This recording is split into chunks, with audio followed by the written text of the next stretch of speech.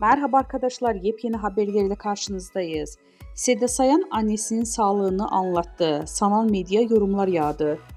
Ünlü şarkıcı ve televizyon sunucusu Seda Sayan geçtiğimiz günlerde yaptığı açıklamada annesi Ayşe Gürsaçyan'ın evdeki yardımcıları ile ilgili yaşadığı kaygıları paylaştı. Sayan annesinin yemek yemekte zorluk çektiğini, yardımcılarının kendisine zarar verebileceğini düşündüğünü söyledi.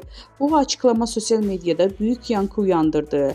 Takipçileri annenizi acilen doktora götürmelisiniz ifadelerini kullandı. Sayan kendi programında annesinin sağlık durumuna dair detaylı açıklamalarda bulundu. Annesinin yemekleri yiyip ilaçlarını alırken ya kendisinin ya da ablasının yanında olmasını gerektirdiğini belirtti. Ünlü sanatçı annesinin evdeki yardımcılarının kendisine zarar vereceğini düşündüğünden aktararak annem evdeki kadınların kafasına takıyor. Beni zehirleyecekler diyor nedense. Ona anne seni kim zehirlesin dediğimde anlamıyor ifadelerini kullandı.